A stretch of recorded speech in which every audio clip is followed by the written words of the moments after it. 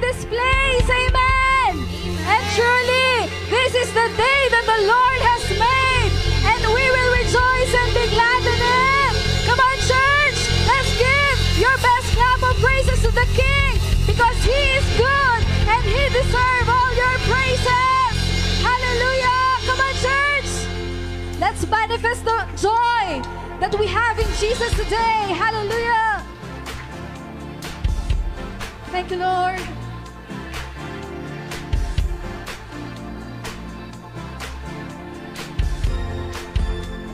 Come on and sing.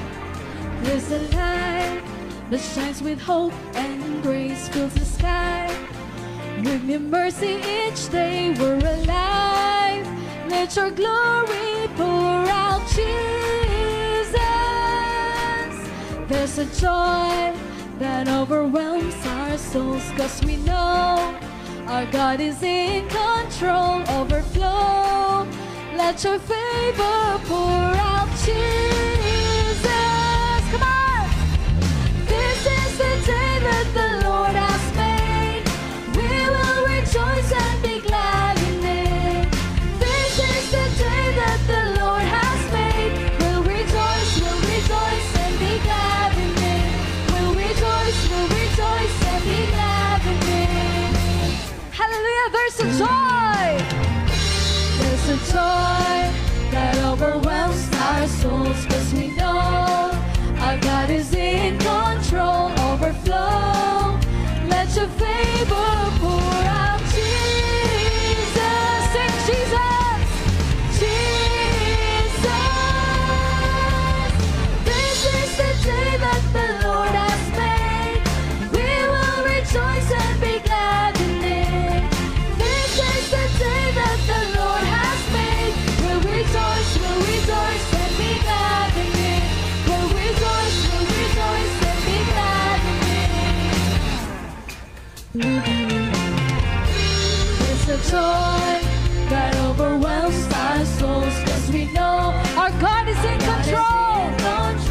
Overflow, let your favor pour out, Jesus. Sing Jesus, Jesus. This is the day that the Lord has made. We will rejoice and be glad in it. This is the day that the Lord has made. We'll rejoice and be glad in it. We'll rejoice and be glad in it. Hallelujah. Let's continue to rejoice in His presence. Leave behind what happened yesterday, 'cause today there's a new thing happening. Leave behind what happened yesterday, 'cause today there's a good thing happening. Leave behind what happened yesterday, 'cause today there's a new thing happening. Leave behind what happened yesterday, 'cause today there's a good thing happening. Leave behind what happened yesterday, 'cause today there's a new thing happening. Leave behind what happened yesterday, 'cause today there's a good thing happening. Say, this is the day that the Lord has made. We will rejoice and be glad in it. This is the day that the Lord has made. We'll rejoice and be glad in it. This is the day that the Lord has made. We will rejoice and be glad in it. This is the day that the Lord has made. We'll rejoice and be glad in it. This is the day that the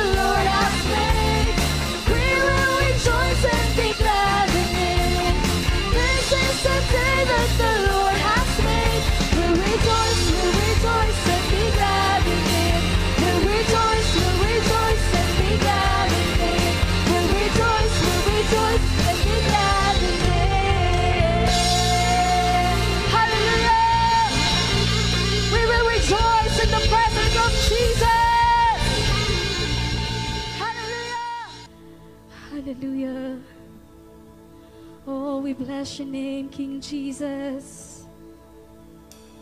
We bless your name, Lord.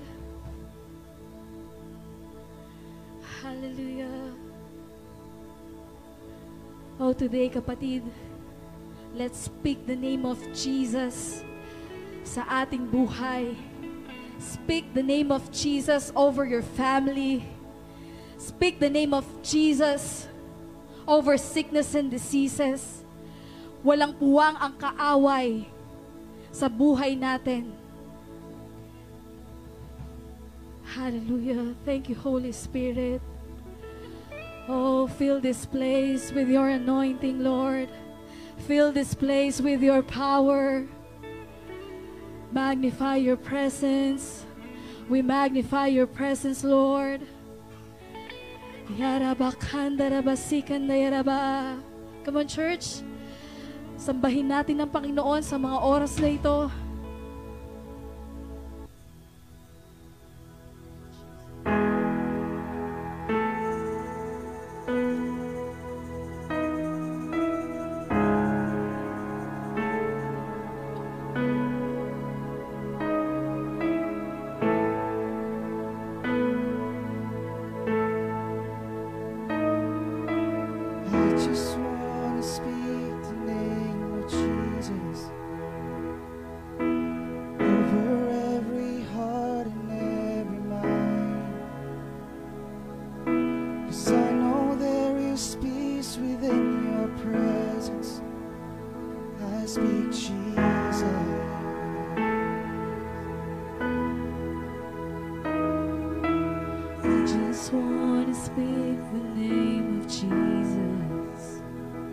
Addiction starts to break, declaring there is hope and there is freedom. I speak Jesus,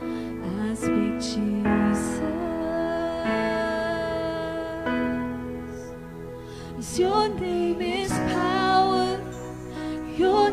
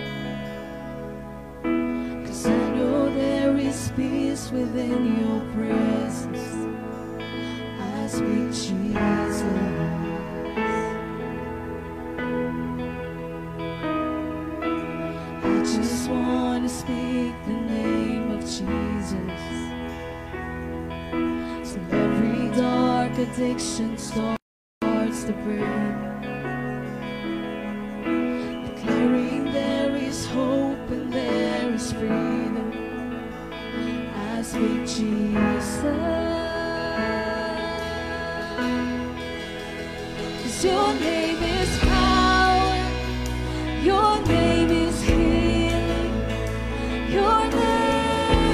your name is every stronghold, shine through the shadows, burn like a fire. I just want to speak the name of Jesus.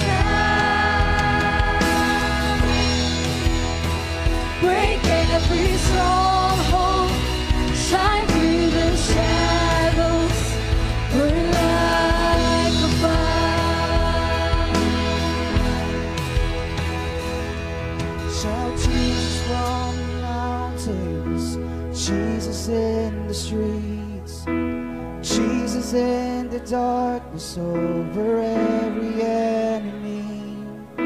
Jesus, for my family, I speak the holy name, Jesus.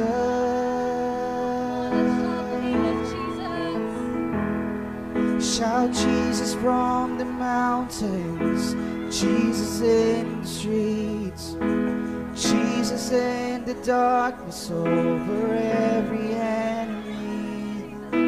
Jesus, for my family, I speak the holy name, Jesus. Come on, let's speak the name of Jesus. Shout Jesus from the mountains, Jesus in the streets, Jesus in the darkness over every enemy. Jesus, for my family, I speak the holy name, Jesus. Come on, shout the name of Jesus. Shout Jesus from the mountains, Jesus in the streets, Jesus in the darkness over every enemy. Jesus, for my family, I speak the holy name, Jesus. Your name is power. Your name is healing. Your name is life. Break every stronghold. Shine through the shadows. Burn like a fire. 'Cause your name is power. Your name is power. Your name is healing. Your name is life. Your name is Break every stronghold. Shine through the shadows. Burn like a fire. We shout the name of Jesus in this place. Oh, Jesus. We love the name of Jesus. There is power in the name of Jesus. Shout Jesus from the mountains, Jesus in the streets, Jesus in the darkness over every enemy. Jesus, for my family, I speak the holy name, Jesus. Come on, church, let's sing. Let's shout the name of Jesus. Shout Jesus from the mountains, Jesus in the streets, Jesus in the darkness over every enemy. Jesus, for my family, I speak the holy name, Jesus. Come on, let's shout the name of Jesus. Shout Jesus from the mountains, Jesus in the streets, Jesus in the darkness over every enemy. Jesus, for my family, I speak the holy name, Jesus. Shout Jesus. Shout Jesus from the mountains, Jesus in the streets, Jesus in the darkness over every enemy. Jesus, for my family, I speak the holy name, Jesus.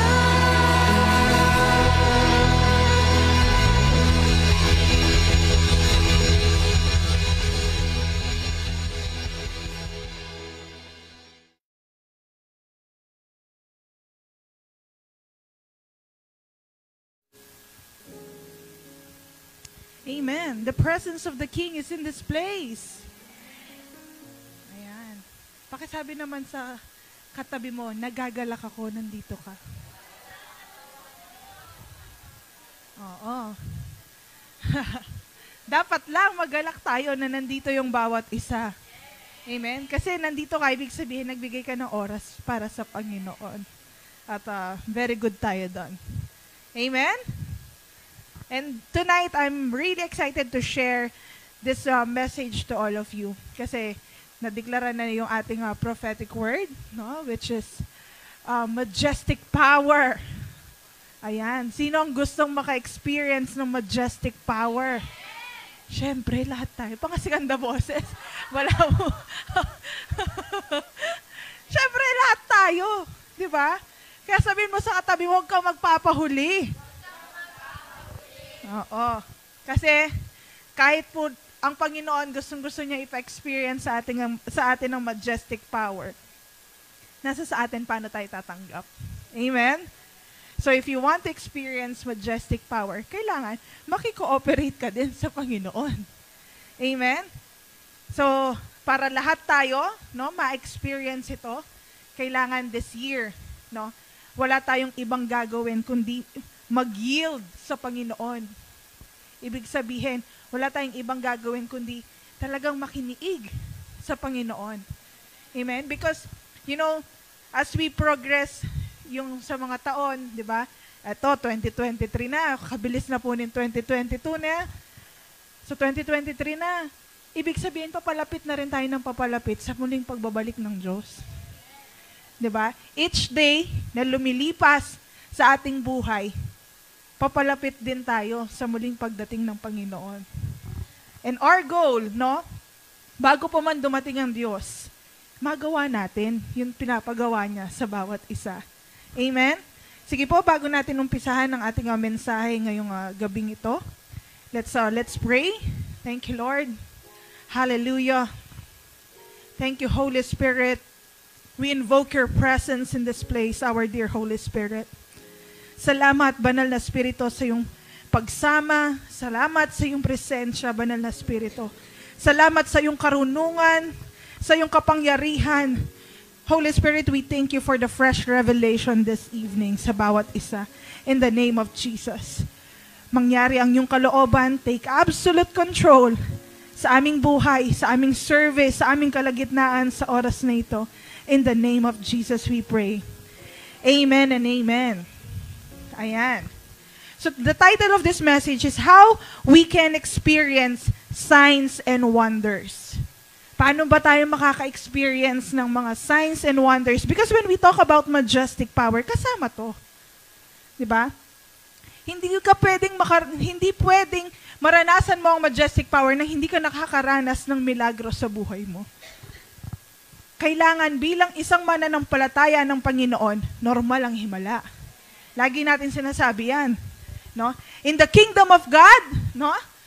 Normal ang himala. Kung dinideklara mo na normal ang himala, kailangan na-experience mo. Diba? Kasi when we talk about normal, ibig sabihin parte ng buhay mo. Diba? Normal sa atin ang maligo. Tama? Normal ba? Marimla-rimla pa mo. Diba? Kung normal ang maligo sa'yo, ibig sabihin, parte siya ng buhay mo. Tama? Hindi siya unusual. No? Hindi siya kakaiba. Kakaiba ba pag naliligo ka? Hindi naman siguro, no? Normal siyang ginagawa. So, when we talk about miracles are normal, kailangan ganun din sa buhay natin. Ganun siya ka-normal. Na nararanasan mo siya. Hindi ka mauubusan ng patotoo. Hindi ka mauubusan, no, ng kwento. Alam niyo, yung pag may nakasalubong ka, lagi natin kwento. At yung kwento mo, laging bago. Yun yung importante. No? Kasi madami akong kakilala, yung kwento nila, ulit-ulit. Di ba? Minsan, di mo na masabihan, dimdam ko niyan eh. Di ba? Minsan na-memorize mo na, ano ba tayong bago? Kailangan, laging bago experience sa Panginoon. His mercies are new every morning. Sabi nga sa kanyang salita. So kung ganun din, dapat araw-araw may bago tayo experience sa Panginoon. Amen? Sabi dito, I believe God is preparing to take us deeper in Him so He can take us wider with Him and get us higher for Him. If we have a vision to touch thousands locally and millions globally. Kapatid, hindi ka lang pang San Agustin Sur. Mag-umpisa tayong barangay. Ne? Hindi ka lang pang Arayat. If you believe na kaya kang gamitin ng Panginoon mightily, no? Ang lawak ng pwede nating maabot. Kung lahat tayo magpapagamit para sa Panginoon, napakalawak ng ministeryo ng Diyos. Kasi napakadami pang tao na hindi nakakakilala sa Panginoon. At ibig sabihin nun, kailangan ka. Eh, sino mag-share doon? Diba? Walang iba kundi tayo. Ikaw at ako. Amen? Sabi sa Joshua 3:5, and Joshua said to the people, sanctify yourselves, for tomorrow the Lord will do wonders among you. Gusto ko yung sanctify yourselves. No? Sanctify mo daw yung sarili mo dahil gagawa ang Diyos ng milagro sa buhay mo. Pag inanalyze mo yon, ibig sabihin, isa sa qualification ng miracles or ng wonders sa buhay mo ay yung sanctification. Kasi gusto natin miracles, wonders, miracles, no? Breakthrough. Gusto natin yung mga yan, blessing yan eh. Pero ayaw nating daanan yung sanctification. No? Yung pagpapakabanal. Ayaw na. Kapatid, tanggapin mo na, banal ka. No? Minsan na-awkward pa tayo eh. Kasi nauso lang, ang Holy Mary, Mother of God. Diba? Kapatid, Holy JC. Diba? Holy Ethel. You are holy, not because of your own works, but because of our Lord Jesus Christ. Amen? Holy, Tita Son. Ganun talaga. Tanggapin mo. Paano mo siya maisa sa pamuhay kung ikaw mismo hindi mo patanggap sa sarili mo na banal ka? Kaya mo maging banal. Halika mo magbanal-banal na nanapin. Diba? Kaya natin. Bawal ang plastic, sabi ni Tita Son. You know, in order for God to do wonders in our lives, He first have to make sure that you are a good vessel. Kailangan sisiguraduhin muna ng Panginoon na walang contamination dyan. Di ba tayo, kapag maglalagay tayo ng, ito na lang, yung mga nagre-refilling station, water refilling station, di ba bago sila magre-refill dyan, lilinisin nila yung paglagyan, yung, dito pong galon tamo, linisan do pa mo dito. Bayo dala, refillan. That's the right procedure. Tama? Bakit kailangan linisin? Kasi kung hindi yun lilinisan at lalagyan mo ng malinis na tubig, mako-contaminate. Wala din. Sayang. That's the reason. No? Bago tayo puspusin ng Panginoon, bago niya tayo i-take to higher level, kailangan mo nang masiguro ng Diyos that you are a good vessel. Kasi sayang. Diba? Sayang yung kapuspusan. Sayang yung kapangyarihan na maibibigay sa'yo, pagdating sa'yo, mako-contaminate. Kasi hindi ka sanctified. Amen? Sabi dito, spiritual things work in three main principles. The right soil, the right seed, and the right season. When we talk about the right soil is the environment that you are in. No? Saan ka ba naitanim? Matabang lupa ba yan? No? You cannot grow spiritually if you are in a wrong environment. Tama? Kapag hindi tama yung environment kung nasan ka, kapatid, hindi ka mag-grow. Kaya tignan mo ngayon, yung roots mo, saan naitanim yan? Baka hanggang ngayon, nasa mundo pa, yung roots. Alam niyo po yun, kapag yung roots, pag kasi Di ba? Yung mga puno, maglipat lang. Potang may niya nga lala, lilipat lang bale, di ba? Kahit na yung pinaglipatan niya, ibig sabihin tang sanga, no? At suya kitang matabang lupa, nung inkayang gabon, napitamnan, nung nokarinitang roots, no? Hindi siya good soil. Kapatid, Aya pa rin mamunga. Are you getting the point? Ibig sabihin, hindi nangangahulugan na nandito ka, namumunga ka. Tama? No? Hindi ibig sabihin na nandito tayo, namumunga tayo. Kasi, minsan, nandito nga tayo, pero yung roots natin, andun pa. Andun sa kabilang ibayo. No? Hindi pa wala pa sa good environment. Naintindihan po ba natin?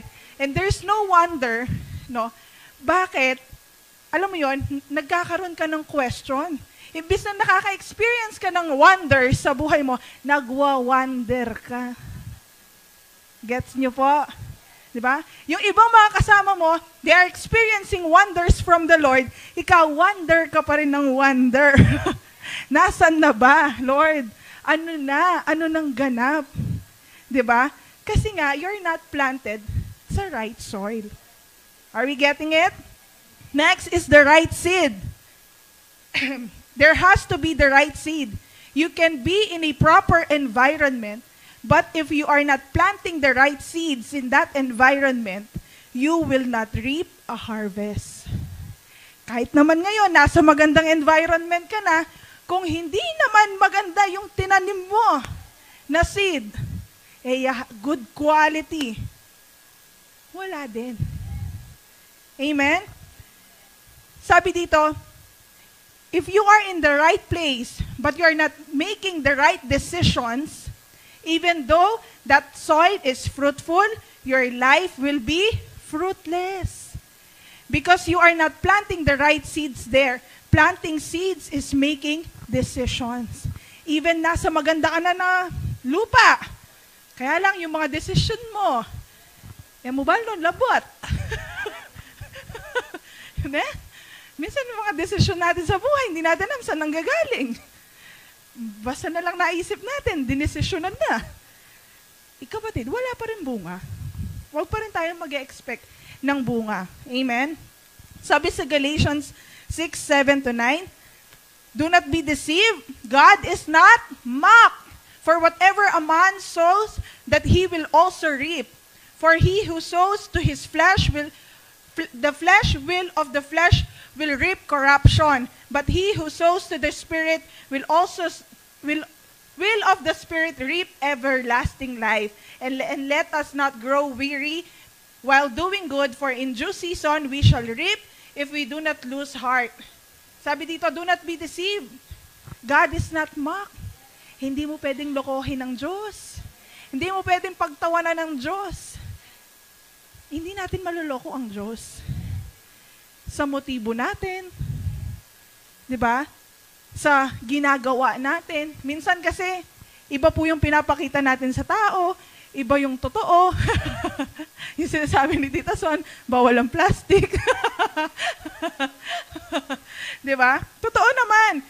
At ang Diyos, He cannot be mocked. Siguro pwede kang magsinungaling sa katabi mo pero hindi sa Diyos. Amen? You can fake all you want, but God knows the truth. Amen? Kaalam niya kung yung decision mo, yung ginagawa mo, tunay. Amen? Kasi madaming naglilingkod sa Diyos. Madaming naglilingkod sa Diyos. Pero kapag sinunog mo yung paglilingkod nila, hindi nasusunog. Walang natitira. You know, kapag ang ginto, di ba, pinupurify, dinadaan siya sa fire para matanggal yung impurities. Kung kayang yung buhay paglilingkod natin sa Diyos, padaan din natin sa apoy. Ano kaya matitira? Di ba? Kaya relasyon mo sa Diyos, idaan mo sa apoy. Ano kayang kalalabasan nun pagkatapos? Nung metong yung kilo niyang palugme, po kayang may nilwalya. Atin niya pa kayang metong gramo. Diba? Meron naman. Diba? I'm just saying na, when we are doing the things that we do for God, let's do it wholeheartedly. That's the seed that we are planting. Pag nagbigay ka, tunay ka nga magbigay. Pag naglingkod ka, tunay ka nga maglingkod. Amen? Pag minahal mo ang Diyos, tunay ka nga magmahal.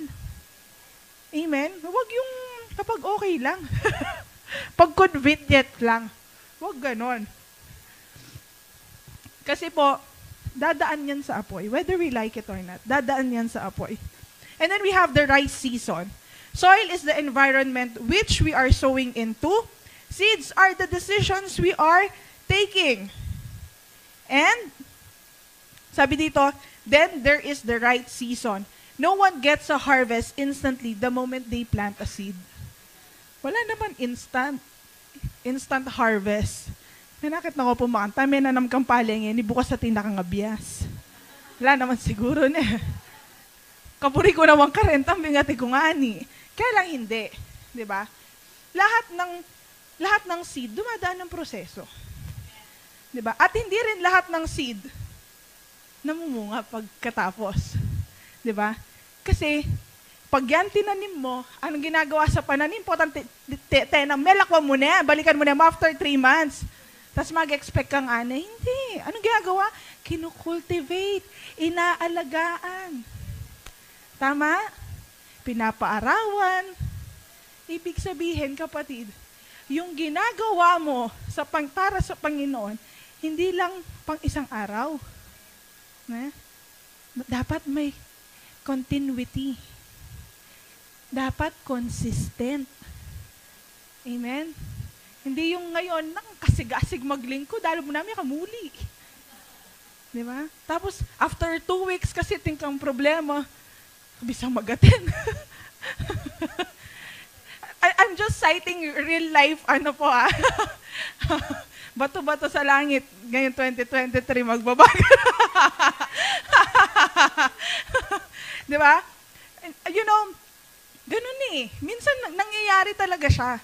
Di ba? Na hindi mo namamalayan, ganun pala tayo minsan.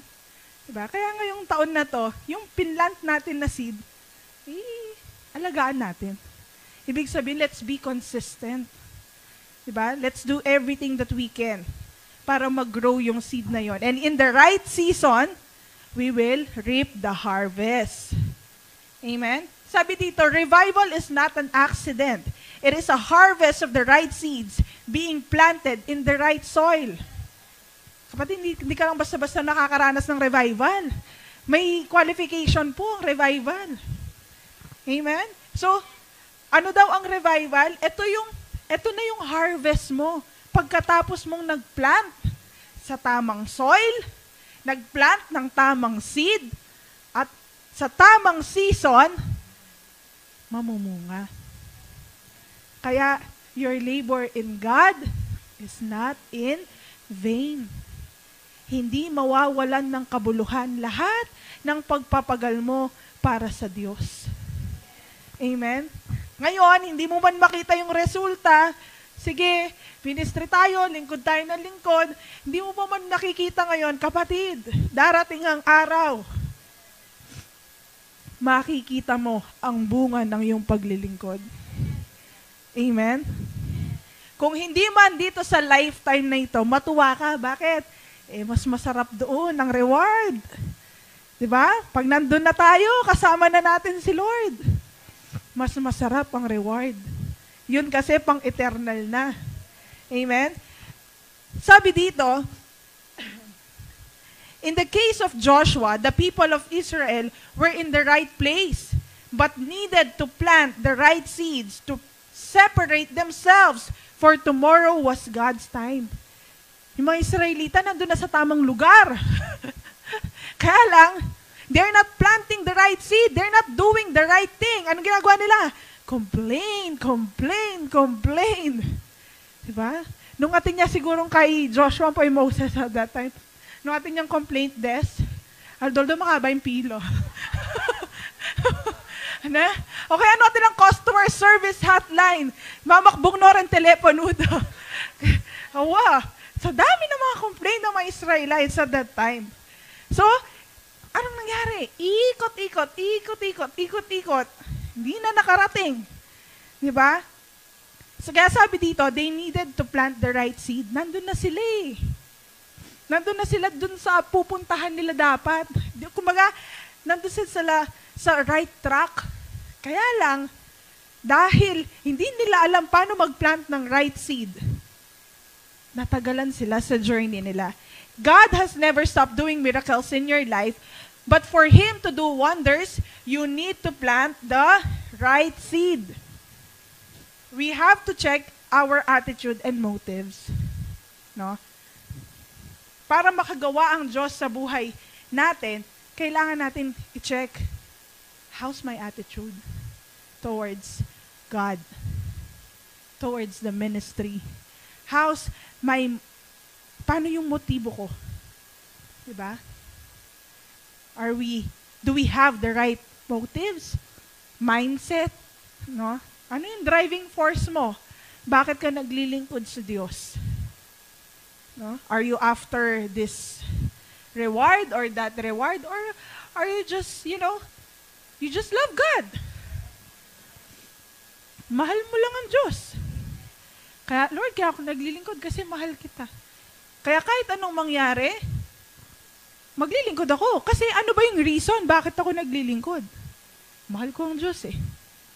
Di ba? Kahit na hindi maayos yung sitwasyon ko, may issue dito, may ganun dito, may kakulangan, may ganito, may ganyan, okay lang.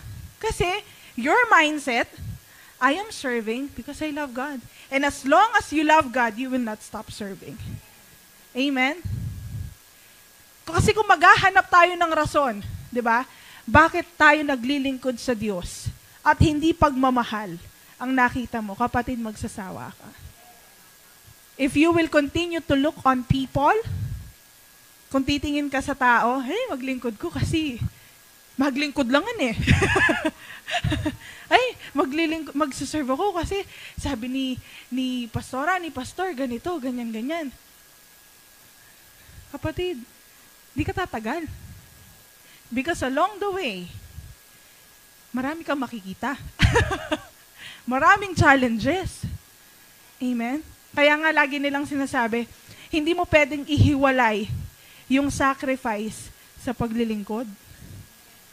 Because here's the good news to everyone. No? Hindi ka pwedeng maglingkod sa Diyos kung hindi mo kayang magsakripisyo para sa Diyos. Amen? Kasama po yun. Kasi minsan buritam lagi tayo kita exciting part.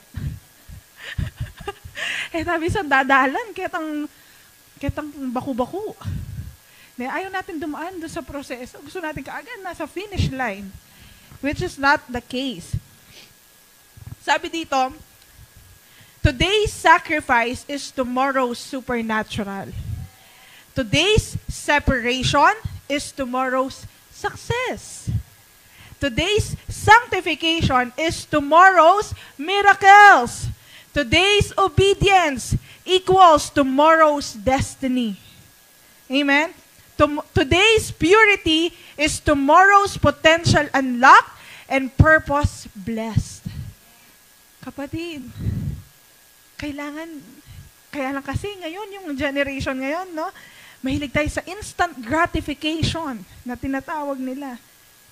Ayaw na natin ng waiting. No? Gusto natin instant. Kaya na-invento na, lahat instant na. Diba? Ngayon, pag may microwave ka, magpapainit ka ng ulam, tsyuk! Pindot, 1 minute, labas, kain! Instant. Gusto mo ng noodles? May instant noodles. Diba? Lahat, instant na.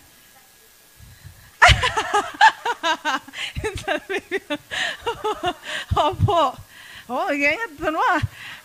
Pakilang buwan ko na to. Malay mo, ma'am, in the future, ma-invento yan. Kasi ngayon, nai-invento na po yung hindi, kaya nang bumuhay ng baby sa labas ng womb. Yeah. kailangan lang nila ng, syempre yung kailangan para sa ano, tapos ilalagay na nila sa artificial womb. Ganun na katalino ang science ngayon. 'Di ba? Hindi na lang siya artificial. 'Di ba? Dati may IVF, no? Inject da nemo kaya ka tapos mag-grow yung baby kaya sinapupunan na ning female. But now they are inventing artificial womb for those people na walang womb at gustong magkaanak. 'Di ba? Tsaka yung mga preemie, yung mag-preemie. You know, ang dami ang daming advancement. Opo, totoo 'yon.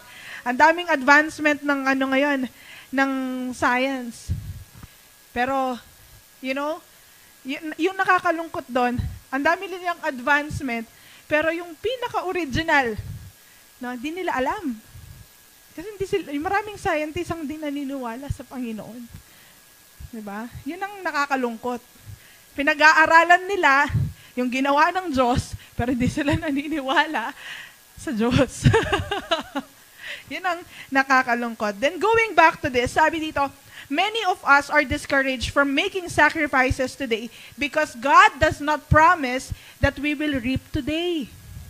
'Di ba? Madaming nadi-discourage na maglingkod sa Diyos, mag-sacrifice para sa Panginoon. Kasi hindi nangako ang Diyos ng instant na result, instant harvest sa atin. Sometimes, kahit tamo na malagwa ta masyado. Yan. Kaya ayaw natin. Ayaw natin na gawin ito para sa Panginoon. And conversely, sabi dito, today's obedience is tomorrow's defeat. Today's disobedience is tomorrow's defeat. If you disobey now, later on, you will face defeat. Definitely. No? Today's overindulgence is tomorrow's obesity. No? Kain ka ng kain ngayon. Bukas, mataba ka na. Enjoy ka. Like yan, nag-holiday season. Ayan, sige. Kain.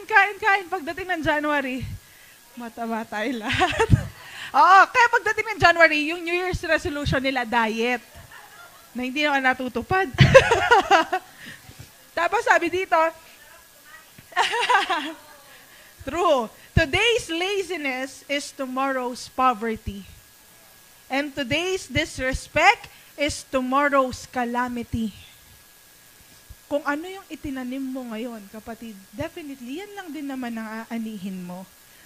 Everything that you are today is a result of what happened yesterday. If you want your life to change, sanctify yourself today because tomorrow, the Lord wants to do wonders in your midst.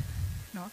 Kung gusto mong maranasan ang majestic power, gawin natin yung nararapat ngayong araw. Amen? Sabi dito, let's just quickly identify natin yung salvation at saka sanctification. The difference between salvation and sanctification is salvation occurs instantly. Sanctification occurs gradually. Salvation requires faith. Sanctification requires surrender and yielding. Salvation is complete, but sanctification is growth. You know, when we receive Jesus, we have been saved. Tama? Pero hindi doon natatapos ang kwento. Kasi maraming Kristiyano, pagkatapos tinanggap si Jesus, tapos na. Tapos na ang buhay Kristiyano. Kapatid, doon pa lang nag-uumpisa ang buhay Kristiyano. Amen? The moment that you receive Christ as your Lord and Savior, that is the moment, no, na mag-uumpisa yung growth mo sa Christian track. Amen? That's why, napaka-importante ng sanctification. Because your sanctification is your growth. Kaya po madaming Kristiyano, nung tinanggap si Jesus as Lord, hanggang doon na lang, di na nag-grow. Kasi ayaw nila ng sanctification. yes, you have been sanctified na. 'Di ba? Kasi yung ginawa, yung finish work ni Lord eh. Pero, kailangan lakarin mo. Amen? Kailangan lumakad ka dun sa sanctification. At maraming Kristiyano ang ayaw lumakad sa katwiran. Tama? Gusto lang nila yung saving benefit ng cross. Ibig sabihin, gusto nila, maligtas ako sa impyerno. Tapos na, okay na ako dun. No? Kapatid, hindi. May lalakarin ka. Amen? Hindi natatapos ang buhay nung tinanggap mo si Jesus. Eh di sana nung tinanggap mo si Jesus, pag-pray mo na din, Lord, kunan mo na ako. Diba? Para tapos na. Eh, buhay ka pa eh. Diba? Ibig sabihin, buhay ka, may purpose ka. Walang nabubuhay sa mundo na walang purpose. Ala pong mabibiya kay tiyato na lingola kabud na. Tangkabud lang, mabiye. Kaya, you have to know your purpose. Bakit natsuka po? Bakit ang tinggap may Lord ay nakapakingwa? Pwede naman tayo. Di ba? Pwede yun. Pero bakit hindi? Bakit hanggang ngayon, sa dinami-dami ng naranasan mo, hanggang ngayon, buhay ka pa? Bakit? Hindi mo natanong sa sarili mo, Lord, bakit? Kadami namamatay, pero bakit ako buhay? Kasi may purpose pa. And you have to do that purpose. Amen? Sabi dito, salvation removes the penalty of sin. Sanctification removes the desire of sin. Nung naligtas ka, you have received the salvation of God. Naligtas ka sa kasalanan.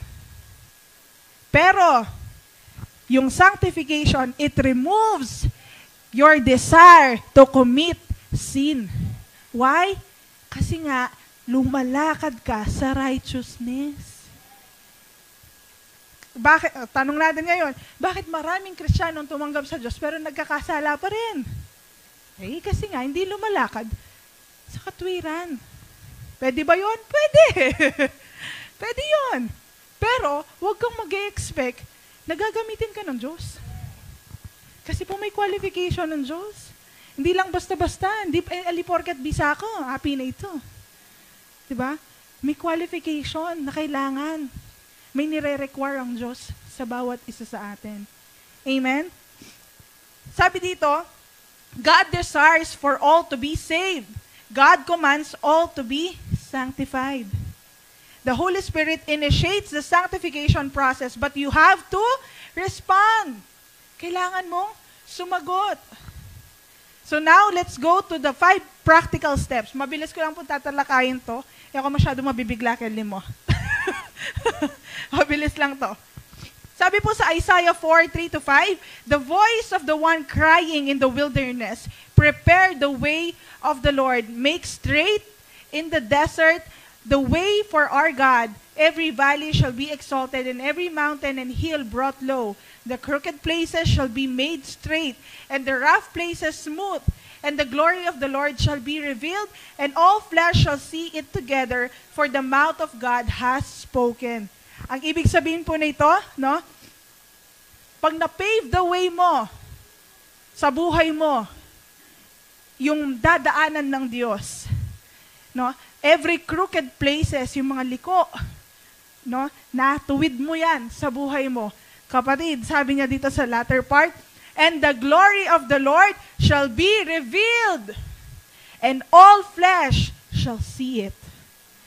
Doon pa lang marireveal yung glory ng Panginoon sa buhay mo.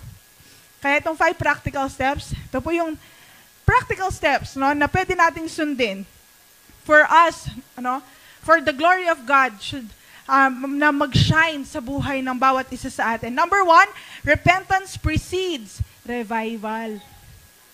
Kapatid, ang repentance, hindi lang ginagawa nung na-born again ka, no? Kasi minsan yung pattern natin sa pagpapatanggap, di ba? Tanggapin mo si Lord, maglilid kita, tapos, hingi kang tawad. Baka yun yung last na huli mong, yun yung last na paghingi mo ng tawad. Repentance is every day. And when we talk about repentance, you're going back to your original position in Christ. Repent. Re means go back. Pent means highest place. When you repent, you're going back to the highest place. Amen? Kaya every day ginagawa natin yan. Amen ba? Many people want the wonders but don't want God to fix their highway and crooked paths and rough places. You cannot have the supernatural without sanctification. Sanctification is a preparation for what is about to come. Ito yung kailangan natin gawin. Kasi, ang ganda nung natin, prophetic word, majestic power. Diba? Lahat tayo nagdi-desire noon, kapatid. If you want to qualify for that majestic power, you have to sanctify yourself. Repent. Kailangan mong mag-repent. Paano po ba mag-repent? Kailangan ko ba ang siklod ko, ang gaketang, gakene? Diba? Kailangan niya ba yung panyo ko? Tapos punas kaya makanyan. Kapatid, repentance is changing the way you think. Baguhin mo lang. Ito. Dati magkasala ko. Change mo yung mindset mo. Lord, ngayon, lumakad ko kayong katuwiran. Dati, yung unahan ng Ginoo, change kang mindset. Lord, ngayon yung unahan ba ako? At kapag change mo yung mindset mo, huwag ka nang babalik. Kasi medyo melyuning kayo mo. Yung mindset mo, ganyan-ganyan may. Kasi may babalik. Di ba? May rewind na meron. Kung baga kantay po, may putot na eh.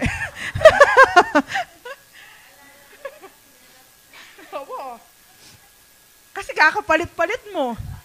Diba? Pag nag-repent ka na sa isang bagay, huwag mo na babalikan. Nag-repent ka na eh. Bababa ka pa ba ulit? Huwag na. Diba? Doon ka na. Pangalawa, make a way in the wilderness. You won't feel like doing it.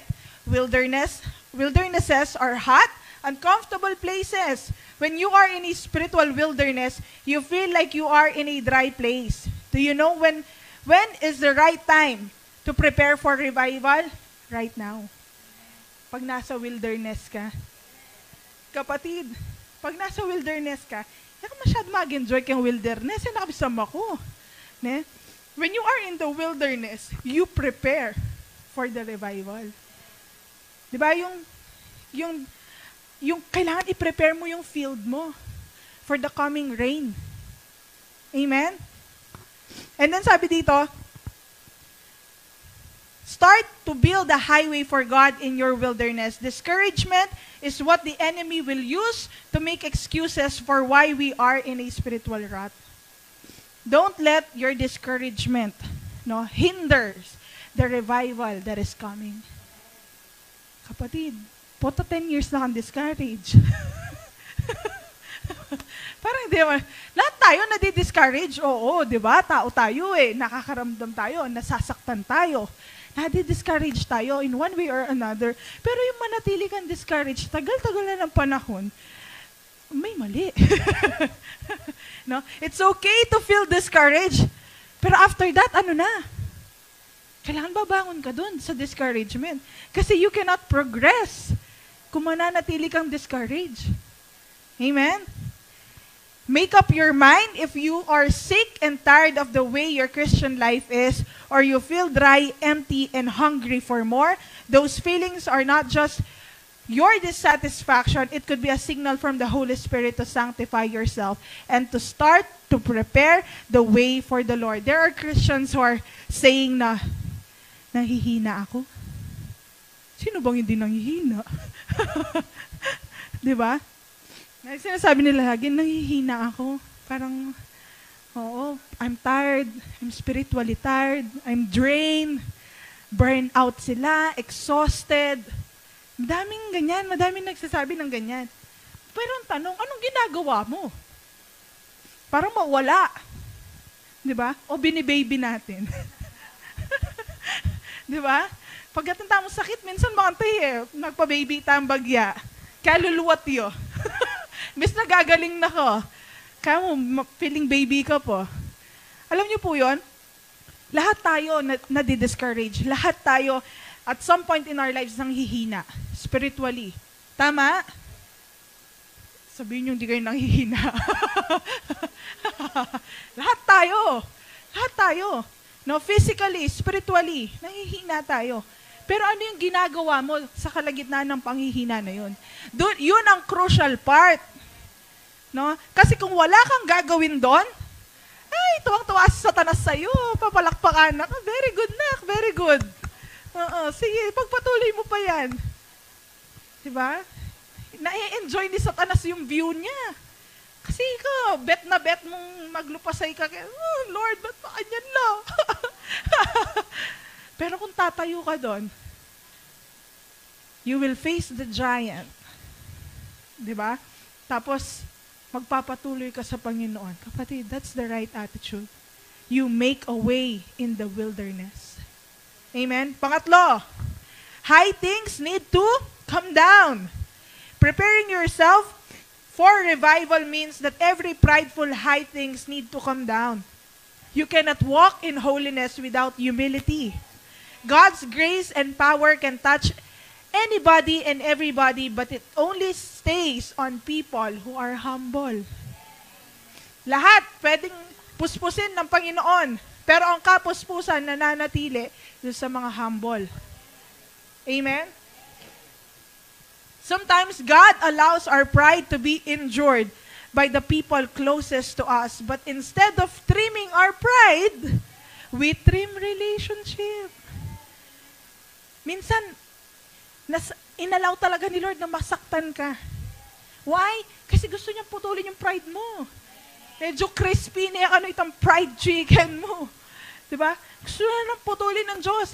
But instead of you cutting down your pride, you cut down people. Tinatanggal mo yung relasyon. Pinasakit mo ko, bala ka. Talamikit. Diba? At ang sabi dito, we trim relationship which expose our pride. Bring down that hill, take the mountain down. Don't switch people, places, or things. Switch your attitude. Kapatid, huwag kang mag-cancel ng tao. Cancelin mo yung pride mo. Alam mo yung ngayon, sa panahon ngayon, nauso yung cancel culture. Di ba? Pag di ka nila gusto, kiss ka na. Wala na. Di ka nila gusto kiss ka na sa kanila, cancel. Di ba? Yung mga kabataan ngayon, cancel culture. Naku, sa internet, sa mga social media, kitang-kita mo yung cancel culture na yan. May nagawa ka lang na hindi nila gusto, cancel. Ayaw ka na nila. They don't like you. They don't love you anymore. Oo, kiss ka na sa akin. But sometimes, no, inaalaw ng Diyos yon para mahalungkat. Ay, meron ka pa pala. May pa pala asukan yung KRE. May kulang yung bagya. Diba? Andyan pa pala. Nire-reveal ng Diyos. You know when God wants to use you, aangat. Aangat yung mga ganyang bagay. Lilinisin ka kasi. Diba? So don't cancel people. Don't cancel relationship.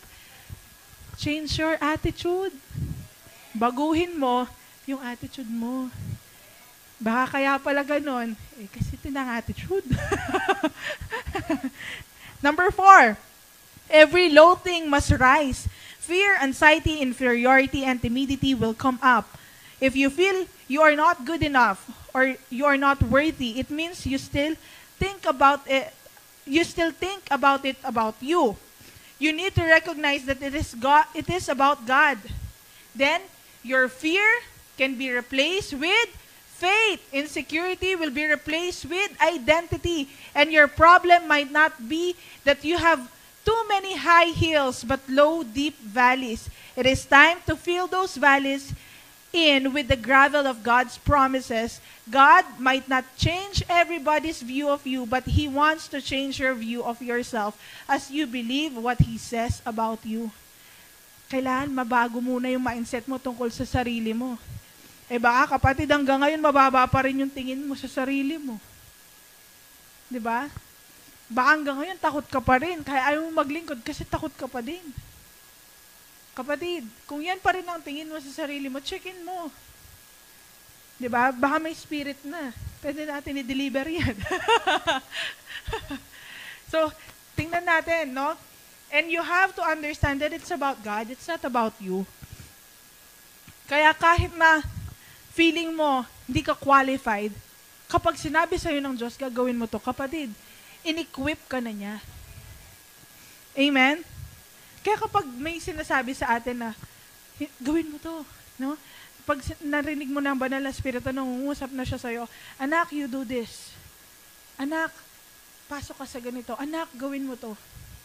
Pag narinig mo na yon, kapatid, wag ka nang, Lord, I'm too young. Okay, Lord, I'm too old. Lord, wala akong talent sa ganyan. Lord, ganito, ganyan. Don't make excuses. Just obey. Kasi, ang Diyos marunong.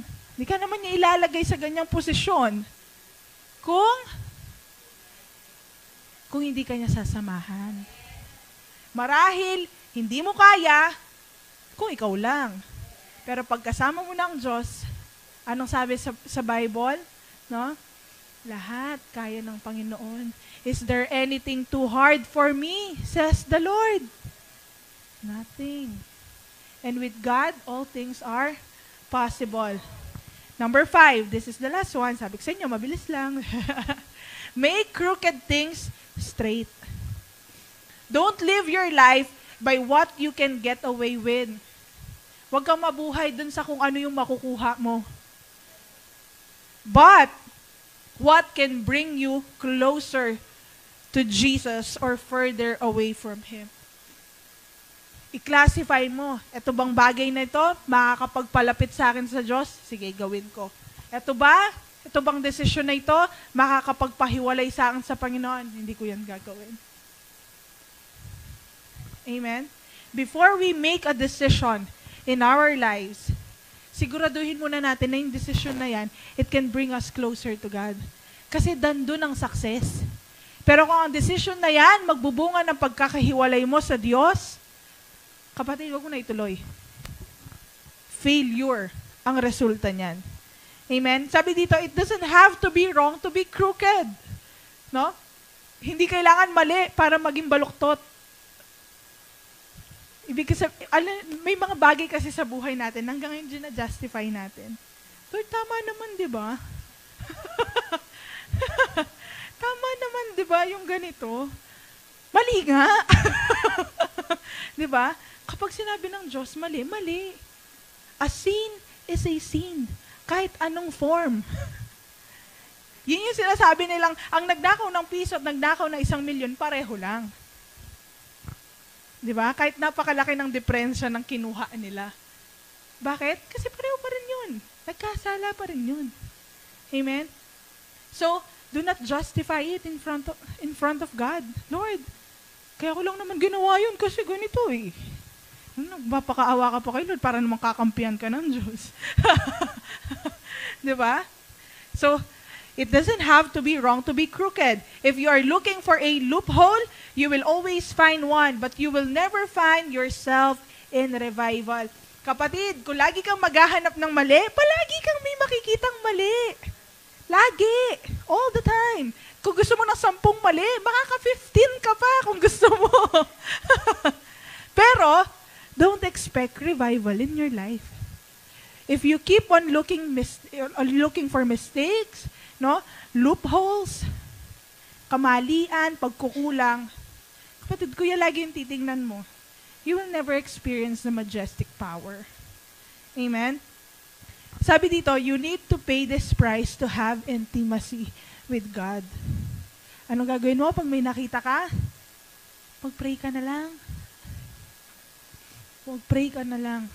And you know, this 2023, yun yung, dito po ako magtatapos, yun yung i-desire natin, na magkaroon tayo ng mas mahabang oras ng pakikipagniig sa Diyos. Kasi yun yung kailangan natin. Yung bago ka humarap sa ibang tao, nakaharap mo na ang Diyos. Para alam mo, paano ka makikitransaksyon sa bawat taong makakaharap mo. And if we want to experience the signs and wonders coming from the Lord, napakalaking bagay ng sanctification. And if we want to sanctify ourselves, then we have to yield to His Word. Salita ng Panginoon. The closer we get to Him, the more sanctified we can get. Kapatid, we are already sanctified. Nililinaw ko lang po yun sa bawat isa sa atin. Because of what the Lord Jesus has done on the cross. Hindi dahil mabait ka, hindi dahil ginawa mo to, ginawa mo yon. No? Ikaw ay ginawang banal at ginawang matuwid sa pamamagitan ng dugo ni Jesus. Yan yung lagi natin dinideklara. Diba? Pero, bilang isang mananampalataya, kailangan lakarin mo. Amen? Lakarin mo yung ibinigay na regalo na katuwiran at kabanalan sa'yo. Isa pamuhay mo. Amen? Kung binigyan ka ng damit bilang regalo, hindi enough yung bubuksan mo lang siya at tinignan, ay, ganda. Kapatid, for you to enjoy it, you have to wear it. Kailangan suotin mo. Kaya, suotin natin, no? Yung balabal ng katuwiran. Amen? At lumakad tayo sa buhay natin dito nang may katuwiran sa pamumuhay natin. Na banal sa harapan ng Panginoon. Let us sanctify ourselves, purify ourselves, consecrate ourselves for the Lord. Because our lives, this is a reminder for everyone, ang buhay na meron tayo, kapatid, hindi natin pag-aari. Ang Diyos pa rin ang nagmamay-ari niyan. At the end of the day, hiram ang buhay natin. At kapag nagdesisyon na ang Diyos, it's time na bawiin yan, wala naman tayo magagawa. Pero ang tanong doon, habang ikaw nabubuhay pa dyan sa hiram na buhay na yan, ginagawa mo ba yung kalooban ng Panginoon? Kasi doon tayong masusubok. Doon tayo dadaan sa apoy. At kagaya ng tinanong ko kanina, no, ito po yung tanong na gusto kong maiwan sa bawat isa sa atin. Kung idadaan sa apoy ang buhay mo.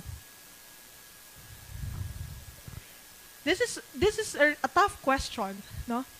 Kung idadaan sa apoy ang buhay ng bawat isa sa atin, gaano ka-pure yung pagmamahal natin sa Diyos?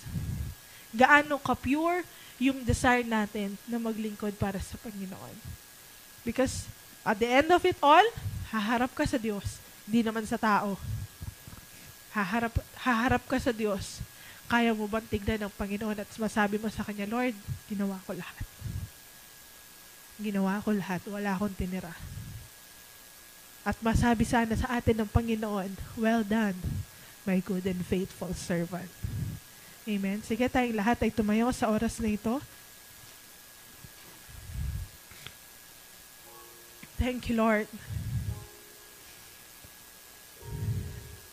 Thank you, Jesus. Sige, we still have few minutes. Kagaya ng napag-aralan natin, I'll give you time to repent.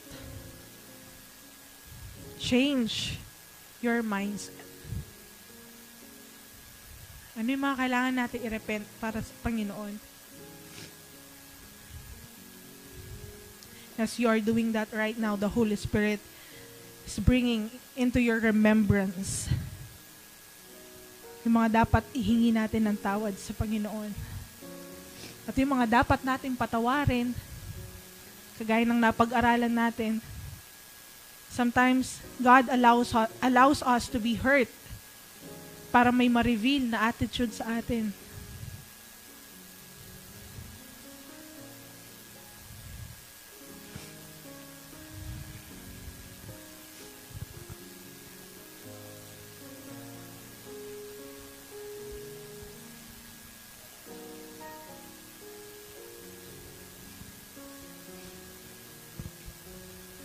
Thank you, Lord.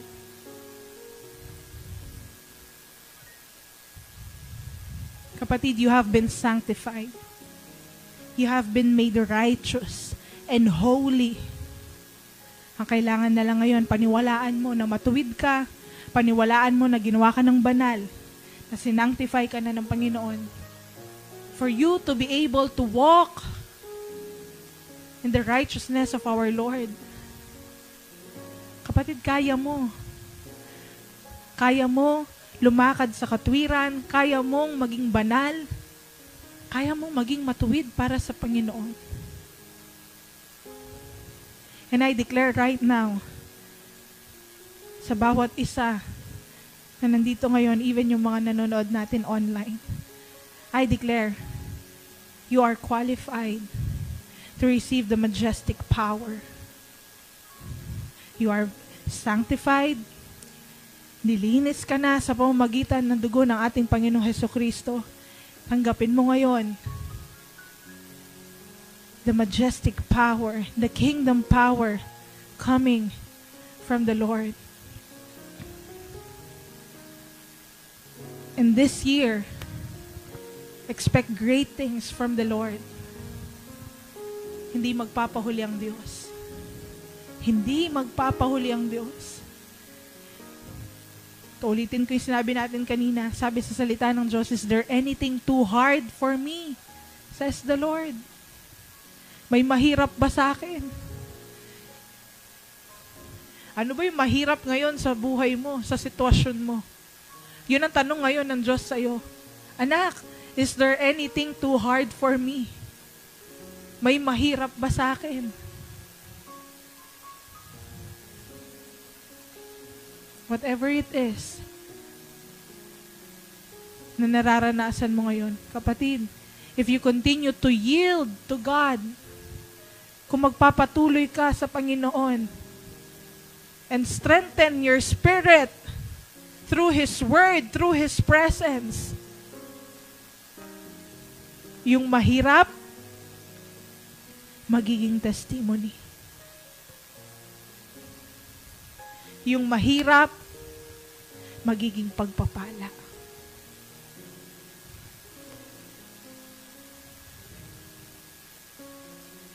If you believe na kayang gawin ng Panginoon. Salamat, aming Ama, sa oras na ito. We thank you for your mighty presence in this place and in our lives. Lord, we thank you for all the signs and wonders na aming naranasan. At patuloy, Panginoon, nagagawa ka pa sa aming mga buhay. Lord, dinideklara namin na hindi ka magpapahuli. Lord, dinideklara namin that this year, this 2023, Lord, we declare and decree your majestic power in our lives. In the name of Jesus. Lord, makikita nila ang aming kaibahan.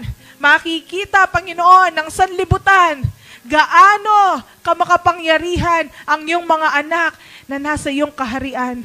In the name of Jesus. Lord, sa pamamagitan ng aming mga buhay, maparangalan ka. Sa pamamagitan ng aming mga buhay, ma-reveal ang iyong kapangyarihan, ma-reveal ang iyong glory dito sa mundo. In the name of Jesus. In the name of Jesus. Lord, sanctify us, cleanse us.